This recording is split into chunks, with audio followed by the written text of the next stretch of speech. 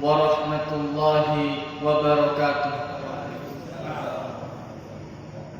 Alhamdulillahi rabbil alamin, wa bihi nasta'inu ala umurid dunya waddin, wassalatu wassalamu ala ashrafil anbiya'i wal mursalin, sayyidina Muhammadin wa ala وصحبه ومن تبعهم بإحسان إلى يوم الدين. سبحانك لا علم لنا إلا ما علمتنا إنك أنت العليم الحكيم. أما بعد فإن أصدق الحديث كتاب الله وخير الهدي هدي محمد صلى الله عليه وسلم. Di dalam tuntunan hadis dari kitab Riyadhus Shalihin, kita masuk pada bab yang selanjutnya, yaitu bab nasihat.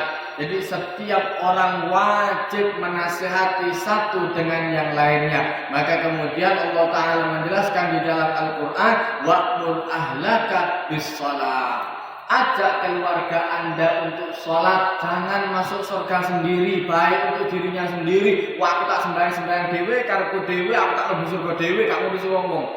Tak bisa. Islam mengajak orang lain. Makanya kemudian iman bukan hanya untuk diri sendiri. Allah Ta'ala menjelaskan illal ladzina amanu wa amilus sholihat. Mesti iman dan amal soleh, ada karya nyata untuk masyarakat. Nah, kemudian ayat yang pertama yang dibawa oleh Imam An-Nawawi rahimahullah dari surat Al-Hujurat ayat 10, Allah Ta'ala berfirman, innamal mu'minuna ikhwah. Sesungguhnya setiap orang yang beriman, kata Allah Ta'ala, ikhwah, satu saudara. Fa aslihu baina akhwaikum. Maka perbaiki hubungan sesama saudara. Jangan sampai sesama saudara itu rusak. Kita kepada orang lain hubungan rusak gara-gara dagang, gara-gara ini. Jangan sampai rusak karena agama. Boleh orang itu kadang-kadang musuh, mungkin rival dagang, mungkin apa, mungkin ada permasalahan dalam dunia, boleh. Tapi permasalahan dalam akhirat jangan sampai dibawa-bawa.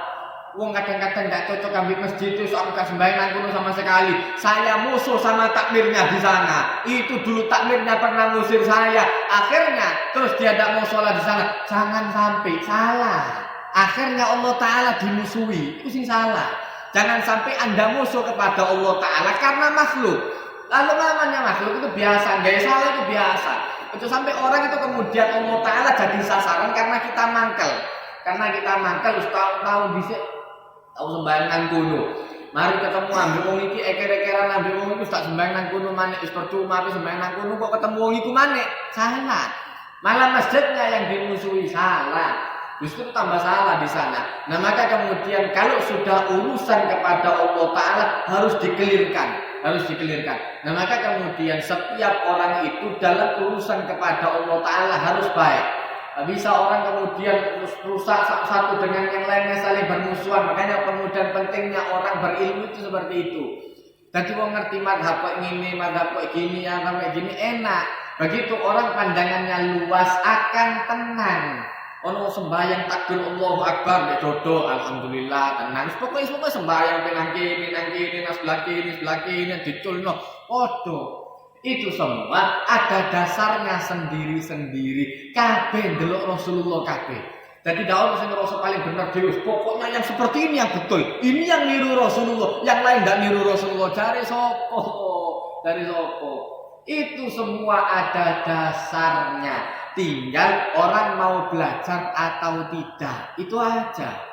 Ndak gelem belajar, ndak ono dasari, ndak gelem belajar, ndak ono dasari. Kalau gelem belajar itu namanya ndak mau belajar. Orang belum mau belajar sudah memutuskan sudah ini ndak ada dalilnya, tidak ada di dalam Al-Qur'an dan As-Sunnah. Umpamane hadis kita putus Sahih Bukhari Muslim tok mari, iku pun ndak hatam. Sahih Bukhari Muslim yang dibaca cover tak beda, wah covernya ternyata bagus. Dibaca bab ngarep, mari tinggal beda. Pokok kerungu ustaz ngomong ini tidak ada di dalam kitab, langsung tidak ada dalam kitab. Turun dicek. Makanya penting orang itu berilmu. Nah, maka kemudian Orang itu harus melihat dari mana. Ini ada hebatnya orang-orang sufi. Kenapa? Orang-orang sufi itu selalu menisbatkan dirinya pada mursyidnya. Jadi harus ngerti, belajar misopo. Itu makanya kemudian Rasulullah SAW mengajarkan orang itu fal yandur. Hendaklah setiap orang melihat dari mana dia mengambil agamanya. Karena itu jelas.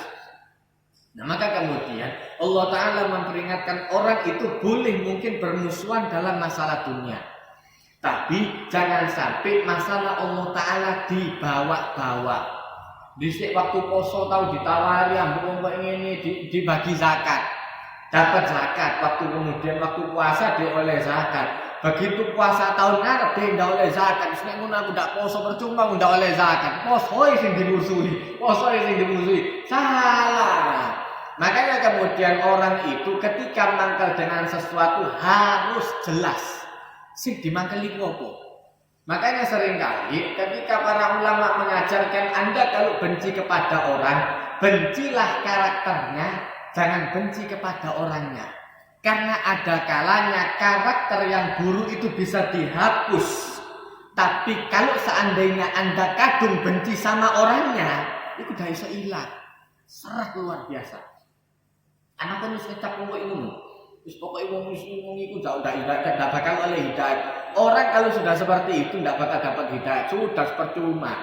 Loh kita ini seringkali mendengar ada seorang sahabat kemudian dari top-topnya mafia, Khalid bin Malik, top itu luar biasa. Itu luar biasa musuhnya sama Rasulullah. Sampai ketika perang dia yang berhasil mukul mundur Rasulullah. Sampai orang-orang ngelempari Rasulullah karena DI. Begitu kemudian masuk Islam, dia justru orang yang paling membela Islam. Loh, kita kalau sejarah seperti itu kita mau terima. Tapi begitu ana tonggoe sing galahi dhek tak gelem, tak terima dhek. Wis percuma. Wong kok ngene wis tak bakal oleh hidayah. Tuhan mek gunung hukum sisa ya Allah. Mek kena tonggoe dhek mangkel luar biasa. Akan tidak ada jalan untuk masuk surga sama sekali. Loh, tapi dia baca sejarah ada Sayyidina Umar bin Khattab yang masuk Islamnya gara-gara hampir membunuh Rasulullah. Loh, iki pedang dicekel. Sudah mau membunuh Rasulullah. Begitu gedor-gedor rumah dipegang oleh Rasulullah kerangnya. Sampai dipegang bajunya oleh Rasulullah. Mau sampai kapan? Itu dodok langsung. Loh, kita kalau dengar seperti itu mau terima. Oh ya memang bisa. Nek zaman ini sahabat iso. Tapi nek tonggoku ndak bakal iso. Ustaz percuma wong kok ngono iku tempune luar biasa. Lah kok nek kerumuk kalau seandainya ada sejarah. Loh, kalau seandainya Anda memperhatikan sahabat-sahabat. Nek kon nang tonggoku iku tengku. Lah kon kira ana Sayyidina Umar itu gak pengku. Sayyidina Umar itu ya rada pengku. Karena nek duduk wong pengku, karena kalau bukan orang yang wataknya keras, gak bakal jadi panglima. Wong sing watake lembut, orang-orang yang gembut gak iso jadi panglima. Mari saudara-saudara, kita kerahkan kekuatan. Ndak bakal ono sing ngurung. Iku percuma. Sok keturun kabeh anak buah. Tapi nek ayo kita harus berangkat. Takbir Allahu Akbar iku baru berangkat. Wis Sayyidina Umar iku wong kaya ngono. Kudu wong sing pangku, harus orang yang pangku, harus orang yang keras kayak gini. Lah begitu ono tonggo ndak bisa Ustaz. Tetangga saya itu pangku ya. Begitu kena tonggo dia gak terima. Begitu kena tonggo dia tak terima. Seakan-akan pintu hidayah itu sudah tertutup. Dua nomor neraka sisa ya Allah. Itu kemudian makanya pengajian tadi subuh jangan sampai mengundang setan. Jangan sampai mengundang pintu untuk setan. Itu bahaya. Orang ketika kemudian ada orang minum khamar, ini pengajian yang tadi. Ada orang minum khamar. Ketika orang ini minum khamar, maka kemudian Rasulullah SAW menyuruh orang ini untuk dipukul. Untuk pemberian pelajaran. Maka kata sahabat Faminah, di antara kami ada orang yang memukul dengan sandalnya, ada yang dengan bajunya, ada yang dengan tangannya. Kemudian ketika dia sudah pulang, ada orang doakan, mudah-mudahan Allah Ta'ala celakakan Anda. Ditegur sama Rasulullah, jangan ngundang setan. Itu ngundang setan. Kenapa? Anda melatih diri Anda untuk benci kepada orangnya, bukan kepada karakternya. Umpama Anda cuma benci sama dia kalau minum, suatu saat dia iso tobat. Tapi nek kon musuh ambek wonge, sombong. Itu dah obati. Ketemu tok langsung nyingkir, lu padahal wis tobat. Wis tobat iki, wis ketemu nang masjid. Begitu assalamualaikum warahmatullahi wong iki mah. Wong iki mah. Lu padahal sembahyang, lu padha sembayangi. Tapi kalau sudah musuh, makanya kemudian Allah Ta'ala memperingatkan innamal mu'minuna ikhwah. Setiap orang yang beriman itu merupakan satu saudara. Jangan sampai Anda bermusuhan karena Allah Ta'ala. Jangan sampai Allah Ta'ala dilibatkan dalam perkara dunia Anda. Karena perkara dunia terus wong iki sering sembahyang nang terus tidak gelem sembahyang nang kono. Begitu ketok nang kemayoran ndak iku wong tau memplang aku. Akhirnya kita gelem sembahyang nang kemayoran sama sekali. Salah kon. Itu melibatkan Allah Ta'ala di dalam urusan dunia Anda yang tidak baik. Nek sing apik bagus. Ini dalam urusan yang tidak baik. Kalau urusan nih kon musuh ndak musuh ambek takmire dudu urusan mbek masjid. Tetap sembahyang nang masjid. Hatta kon dimusuhi ambek takmir, gak ada urusan. Makanya kemudian hati itu harus dilatih seperti itu. Anda boleh benci kepada karakternya, tapi jangan kemudian benci kepada Allah Ta'ala karena orang ini. Jangan sampai Allah Ta'ala dilibatkan dalam perkara Anda, ngawur-ngawur ngono.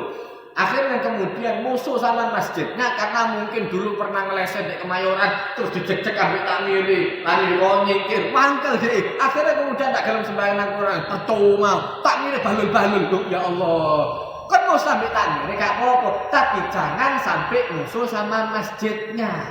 Terus masjidnya enggak mau dimasuki sama sekali. Nah, ini peringatan. Itu yang salah. Kemudian Allah Ta'ala menjelaskan di dalam ayat yang selanjutnya yang dibawa oleh Imam An-Nawawi rahimahullah dari surat Al-A'raf ayat 62. Wa qala ta'ala, ini kemudian dari perkataan Nabi Nuh alaihi salam, beliau menjelaskan ketika Nabi Nuh menasihati kepada umatnya, uballighukum risalati rabbi. Saya menyampaikan apa yang telah diajarkan oleh Allah Ta'ala kepada saya. Kemudian apa? Wa ansahu lakum, dan saya fungsinya untuk menasihati Anda. Kon nasihat. Mau Anda terima bagus, tidak diterima, tidak bisa dipaksakan. Sebelum orang masuk Islam, Allah Ta'ala menjelaskan la ikraha fiddin. Tidak ada paksaan di dalam Islam. Tapi kalau sudah masuk Islam, gak iso separuh-separuh. Kalau sudah masuk Islam, ya ayyuhalladzina amanu dkhulu fis-silmi kafah. Wahai orang-orang yang beriman, masuklah ke dalam Islam secara komplit. Jadi menjelaskan ayat itu harus pas. Ini kalau pandangannya orang liberal, Islam itu tidak bisa dipaksakan. Orang mau masuk Islam, mau tidak Islam itu terserah kepada dirinya sendiri. Walaupun dia berKTP Islam, tapi kalau seandainya dia tidak sholat, ini dibelang bahaya ini kacau tak ini. Jelasnya ayat kata dasar belas. Nah, ini kalau sudah model seperti ini kacau. Makanya kemudian di ini ayat ada porsinya masing-masing. Ayat yang pertama itu fungsinya sebelum orang masuk kepada Islam. Tapi begitu orang masuk ke Islam beda. Ada seorang yang akan masuk Islam waktu itu datang kepada Rasulullah, yang Muhammad, saya mau masuk Islam, saya mau berbaiat kepada Anda. Rasulullah menjulurkan tangannya, kemudian dia narik dulu, nanti dulu ya Muhammad, saya mau tanya, saya ini tidak mampu dalam dua hal. Saya tidak mampu zakat dan saya tidak mampu jihad. Kenapa? Saya itu eman sama harta kalau disuruh zakat. Kemudian rupanya dia medit luar biasa. Kemudian yang kedua, saya ini takut orangnya. Jadi nek ketok pedang muswat di sana. Ditarik lagi sama Rasulullah, ndak situ. Ditanya sama Rasulullah, lantas Anda mau masuk surga lewat jalur mana? Ya lewat jalur sholat. Di saat datang perintah untuk sholat, harus sholat. Di saat datang perintah untuk puasa, harus puasa. Di saat datang perintah untuk zakat, wajib. Kecuali kon melarat, baru kon dikei zakat. Kon tidak wajib untuk zakat, kon sing dikei zakat. Jadi Islam ini semakin ke belakang itu semakin memudahkan. Mulai dari syahadat, ini semua orang bisa mesti. Kemudian selanjutnya sholat. Sholat dikasih kemampuan oleh Allah Ta'ala, yang mampu berdiri. Yang tidak mampu berdiri duduk, yang tidak mampu duduk mungkin sakit berbaring, yang mungkin sakitnya terlalu parah dengan bahasa isyarat. Tidak bisa isyarat, pakai mulut, masih tidak pakai mulut, tidak bisa, sudah pakai isyarat kedipan mata. Allahu Akbar, Allahu Akbar. Itu penting ajarmu. Masih tidak bisa mata, wis merem terus, jadi kubur sana. Wis tentu wayahe sembahyang, wis wayahe disembayangi, wis mari sudah selesai, wis usianya sudah. Dengan isyarat tak bisa, ya sudah berarti sudah waktunya bukan sholat, wayahe digawa nang masjid di sana. Wis wayahe digawa nang masjid, sembahyang ngarepe imam di sana. Luwe hebat kok imam, dhewe hebat kok imam, ngarepe imam di sana. Nah, maka kemudian Islam itu mengajarkan, makanya kemudian ketika orang sudah masuk Islam yang komplit, jangan dipisah-pisah. Makanya kemudian Allah Ta'ala tidak suka orang yang kemudian mengatakan saya beriman kepada Nabi ini, tapi saya tidak beriman kepada Nabi ini. Nu'minu bi ba'di wa nakfuru bi ba'd. Tidak bisa kata Allah Ta'ala.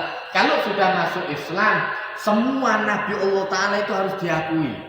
Tak kemudian aku ngakui ini tok Rasulullah tok karena cintanya sama Rasulullah tok. Aku tidak ngakui Nabi Musa, nggak bisa, nggak bisa. Itu Nabi Musa juga nabinya orang Islam. Itu nabinya orang Islam. Maka harus. Maka kemudian Nabi Nuh mengatakan wa ansa'u lakum, saya menasehati Anda, wa a'lamu minallahi ma la ta'lamun, dan saya mengetahui apa-apa yang Anda tidak ketahui. Jadi sudah dikasih tahu sama Allah Ta'ala. Nah, para nabi itu sudah dibekali oleh Allah Ta'ala ilmu. Jadi mereka sudah tahu, belum kelihatan akhirat, kebanyakan di antara mereka itu sudah tahu gambarannya. Lebih nyata daripada kita. Kenapa? Mereka orang penting. Karena kalau enggak, sulit untuk menyampaikan. Sama seperti dokter gigi. Dokter gigi sih enggak tahu loro untu. Dokter gigi yang enggak pernah sakit gigi.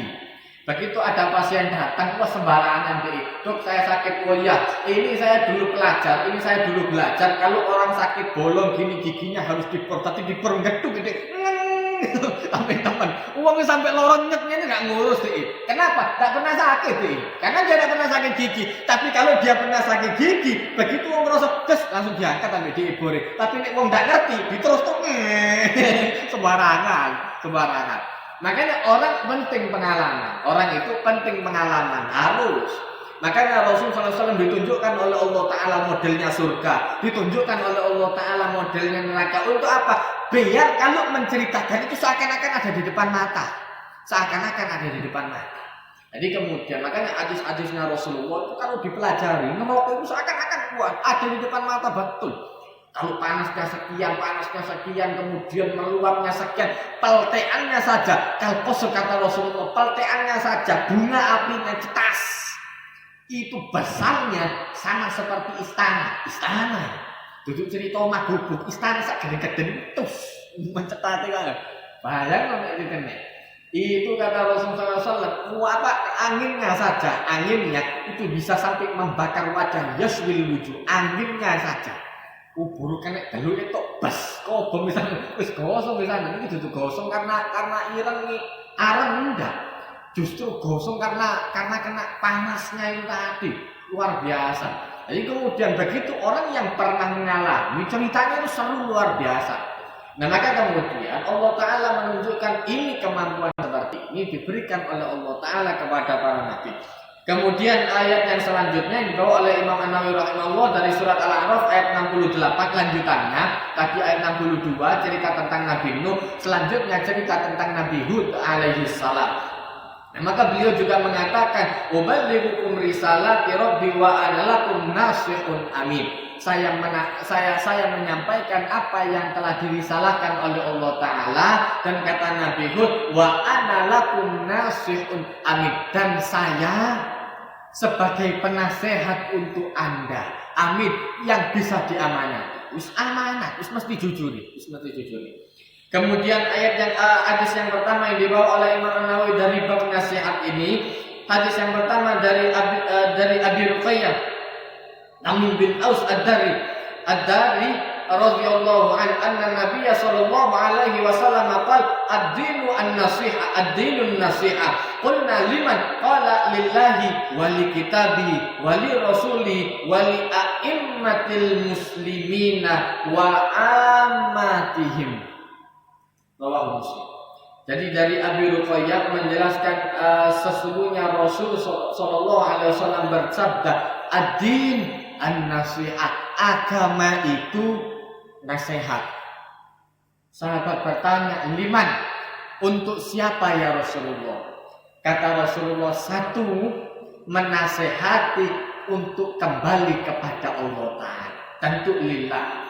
Harus orang itu kembali kepada Allah Ta'ala. Kemudian yang kedua, wali kitabi. Kemudian yang kedua dari kitabnya. Kemudian yang ketiga, wali rasuli, kepada rasulnya. Jadi orang harus kembali kepada ini tadi. Tidak meragukan sama sekali. Artinya nasihat di sini bukan nasihat kepada Allah Ta'ala, itu untuk memahami hadis. Bukan kemudian kita menasihati Allah Ta'ala, kemudian kita menasihati kita, enggak. Kita menasihati orang untuk beriman kepada Allah, kitab, Rasul, dan tidak meragukan sama sekali. Itu. Kemudian sahabat tanya, kemudian liman, kemudian selanjutnya wali a'immatil muslimin, dan nasihat kepada pemimpin. Ini kemudian dijelaskan oleh Rasulullah SAW di dalam hadis yang lain, jihad yang besar. Qaulul haq, mengatakan kebenaran kepada pemimpin yang mujrim. Karena resiko besar. Mau ngomong titik langsung penjara, begitu tepat langsung cekel. Tepat dicekel. Justru sing tepat itu sing dicekel. Sing munafik dijarno kabeh. Sing tepat sing dicekel. Nah, itu justru kalau ada model seperti itu, jihad dengan Anda menyuarakan kebenaran. Memang soro, ndak gampang. Nah, kira orang-orang dulu itu gampang. Model Rasulullah dulu sulit luar biasa. Imam Ahmad bin Hanbal dibunuh. Imam Asy-Syafi'i disiksa luar biasa.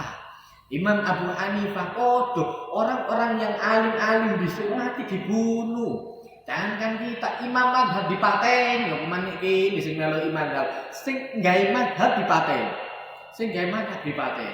Wah ini soal yang kita cari yang paling aman, iya, tele sing aman iki bagus. Madhab sapa? Madhab sapa? Pokoke tele sing aman tele sing aman. Cari yang kira-kira mendapatkan posisi paling aman di situ. Iku lah posisine ngene, siku makum-makum mau ngawur wis biasa kok ngono iku. Kalau ngomong makum yang lebih tinggi yaitu tadi, memang berat, mesti dimusuhi, diincar, dicari Anda. Tapi ketika Anda menyuarakan kebenaran sebentar, dunia ini sebentar, kau nanti di penjara berapa tahun? Mau disiksa berapa tahun? Sedikit mati. Tapi nanti di akhirat luar biasa derajatnya, luar biasa. Jadi Allah Ta'ala menunjukkan orang-orang yang model seperti itu luar biasa, surganya tingginya luar biasa.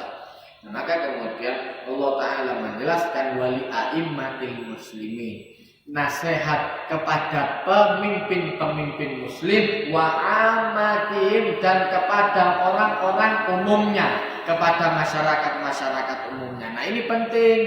Bukan hanya menasihati kepada pemimpin saja, tapi masyarakatnya tidak belajar sama sekali. Podo wae.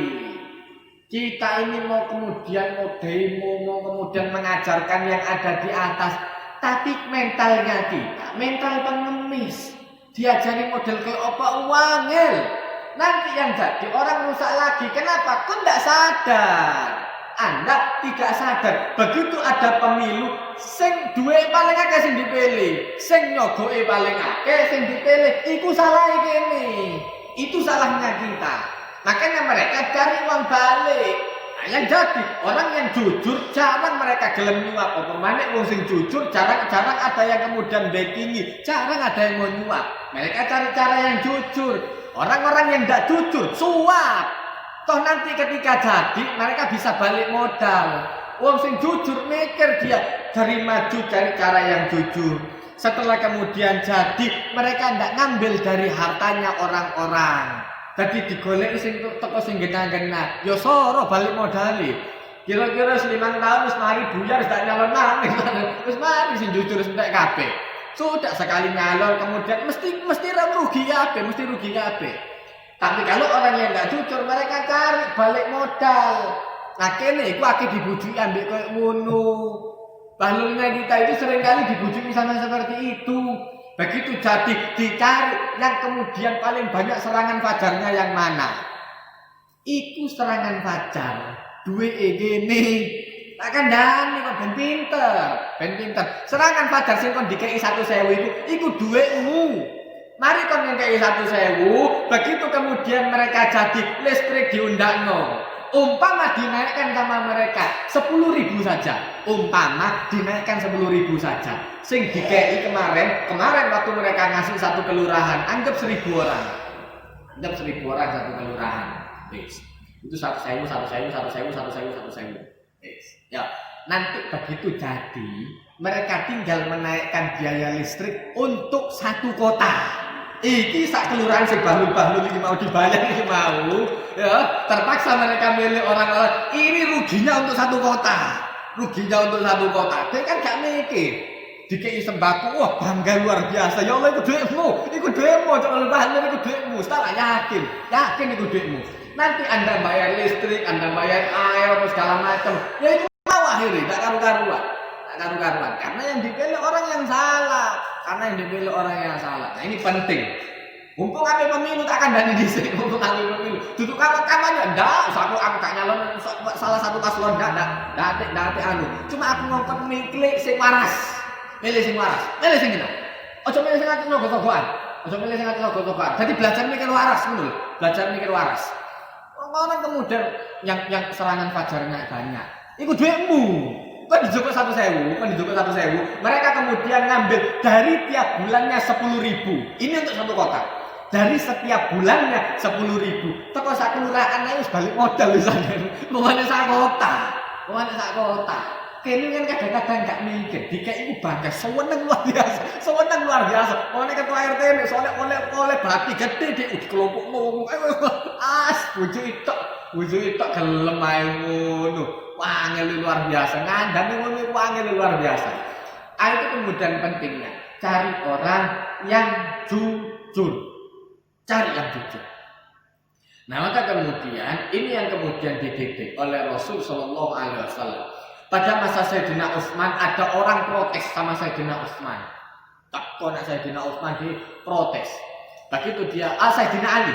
Ada masa Sayyidina Ali ada orang mau protes karena Sayyidina Ali ini pinter, tadi dibalik gampang. Ngomong pinter itu gampang. Begitu dia protes sama Sayyidina Ali, ya Ali kita ini pada masa Abu Bakar itu enak, masa Rasulullah itu enak, Abu Bakar enak, pada masa Umar enak. Lah kok pada masamu sama masanya Utsman, enggak itu Sayyidina deh. Sayyidina berarti gelar kehormatan. Pada masa Anda dan pada masa Utsman itu kacau negara. Sampai matinya akan terbunuh. Dan itu yang membunuh tidak jelas. Gak diusut. Nah, kemudian kata-kata Sayyidina Ali gampang saja. Apa kata Sayyidina Ali? Pada masa Rasulullah, Abu Bakar dan Umar, rakyatnya seperti Utsman, seperti saya. Lah pada masa ketepaan kok apa sih pada masa Utsman ambil pada masaku umatnya kok kon. Ahli protes gak ono karyane sama sekali. Aku sogo-sogoan pisan iki buak belas kan manfaat. Repot ngandani wong ngene iki. Aja dibaleni wae. Apakah kemudian orang itu akan ditanya sama Allah Ta'ala tanggung jawabnya. Nyoblos 5 detik tok des. Iku ditakoni ya Allah Ta'ala, kenapa gak ngono? Embo ya Allah, pokoke aku oleh duwe wis genah kon. Iki wong sak negara iki soro kabeh gara-gara kon, ati jeros ngene gara-gara kon. Negara soro kabeh. Ditakoni ya Allah Ta'ala, dhisik apa kon pilih? Ya embo ya Allah. Saiki tak lebokno neraka. Lah kok aku dilebokno neraka ya Allah? Ya embo kira-kira pikiran Deus ngono ae. Kan dhewe mikir ngono. Dadi kon ambek merenung nang neraka. Kok yo wis pek-peken. Makanya kau mikir, makanya saat dulunya anu kau mikir di sini, pikir yang betul, jangan sampai menyesal di akhir. Maka kemudian Allah Ta'ala mengajarkan, Rasulullah SAW mengajarkan, tentu agama itu nasihat. Nasihat untuk beriman kepada Allah Ta'ala, beriman kepada kitabnya, beriman kepada nabinya. Kemudian apa? Nasihat kepada pemimpin dan nasihat kepada umat-umatnya, kepada orang awamnya. Hadis yang kedua dari Jarir bin Abdullah, bukan Jabir ya, Jarir bin Abdullah Al-Bajali radhiyallahu anhu menjelaskan, beliau berkata,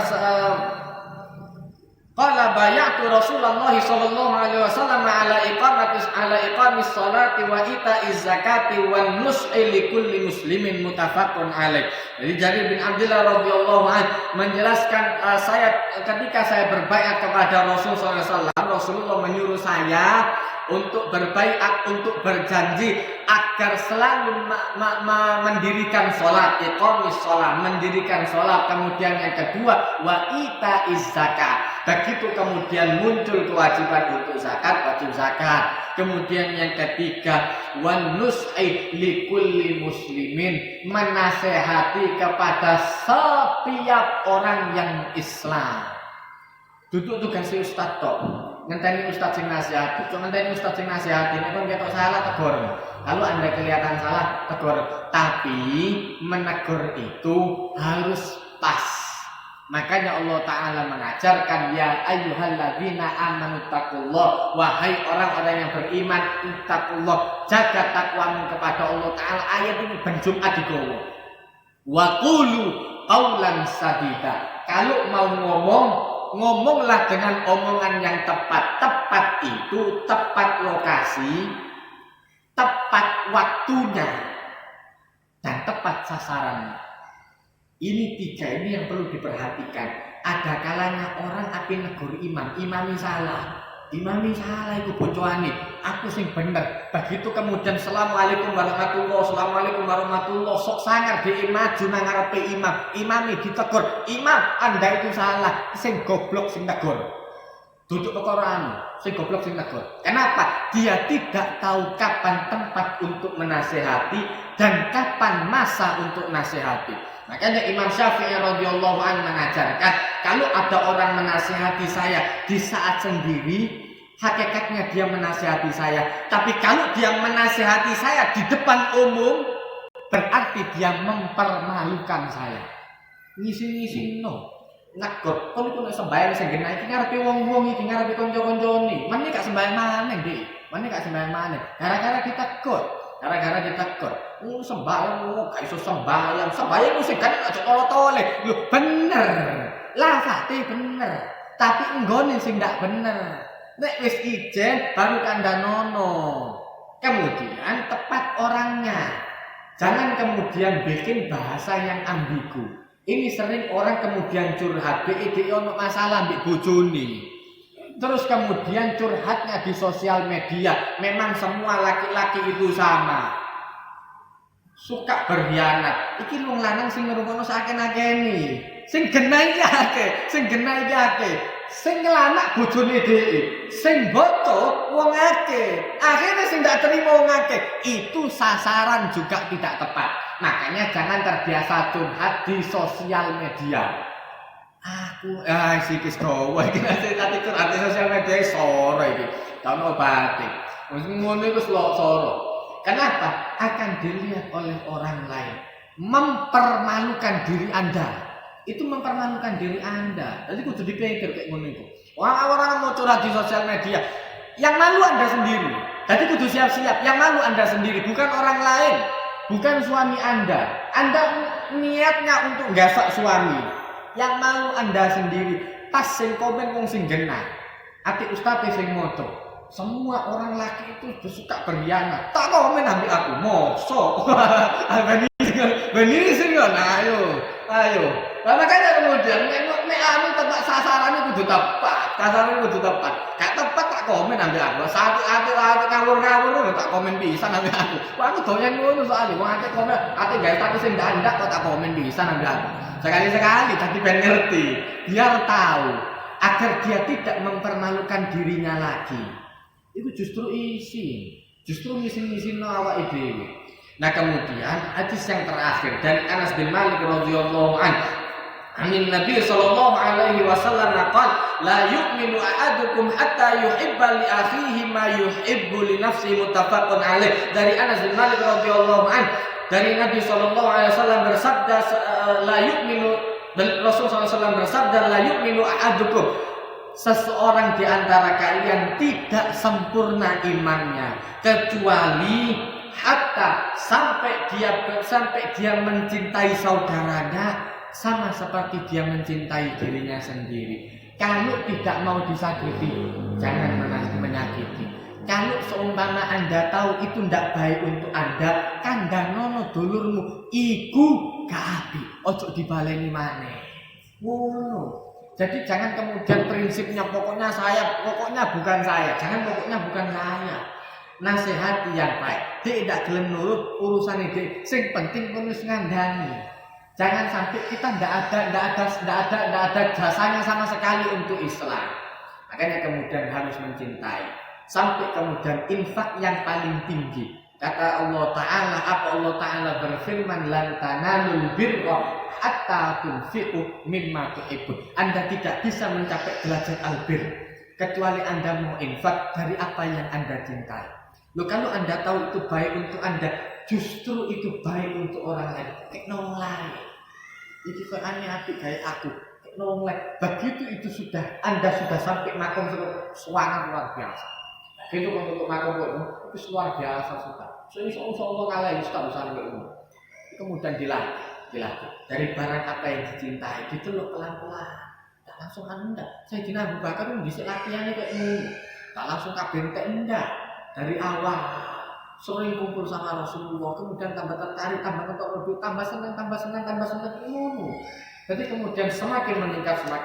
Barakallahu li wa lakum fil Qur'anil azim wa nafa'ani wa iyyakum bima fihi minal ayati wa dzikril hakim wa taqabbala minni wa minkum tilawatahu innahu wal ghafurur rahim. Allahumma arhamna bil Qur'an waj'al lana imaman wa nuran wa hudan wa rahmah. Allahumma dzakkirna minhu ma nasina wa 'allimna minhu ma jahilna warzuqna tilawatahu ana al-laili wa atrafan nahar waj'al lana hujjatan ya rabbal alamin. Rabbana atina fid dunya hasanah wa fil akhirati hasanah wa qina adzabannar. Wa sallallahu ala sayyidina Muhammadin nabiyil ummi wa ala alihi wa sahbihi wasallam walhamdulillahi rabbil alamin. Wassalamu alaikum warahmatullahi wabarakatuh.